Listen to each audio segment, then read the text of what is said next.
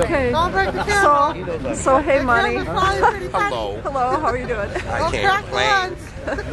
If I did, nobody would care. Okay. Prepare for that camera. So how did you get the name Money?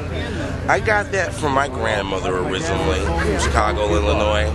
And she named me Money because she said I'd either be filthy rich or I would cost a lot of money. And sometimes I think it's the latter, but I'm good at usually making money or finding ways to make money. Legally, of course, as much of it as I can, but it's a gift of mine, I guess.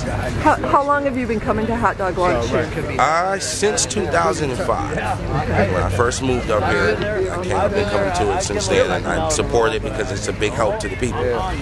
In other words, they're honest about what they do for people. So a week ago today, we elected a new president. What was your reaction on that day? Blessed. America's going to be blessed because now a lot of people get to look at people with color in an intelligent light. They get to see us as a different culture. They get to see us not as the drug-pushing, drug-peddling, violent culture that we've been pegged as for years. Now America gets to see educated young black men and educated minorities, period, at a different level of life now, saying that, hey, we are equal in America now. Not just black people, but like Barack Obama said, Americans are equal now. You know, and I was honored to hear him say, America did this. America put me in office. And that was one thing I respect. You know, I used to feel like I was the last of one of my kind as far as being an educated black man. You know what I mean? And I'm happy. I can't wait to see what the next 8 years in America is like.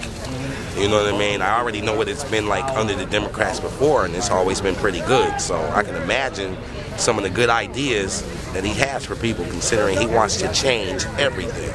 What do you think Grand Rapids will look like in a year, a couple years from now? I think it'll be a great thing to get affirmative action back here. I think there'll be a lot more.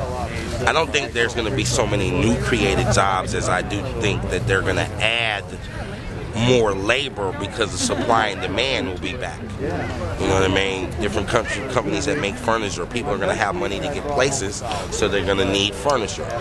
They're going to need cars. The auto industry is going to boom again. If you could say one thing to Barack Obama, if he were standing here right now, what would you say to him? I would say I'm proud of him and keep his word.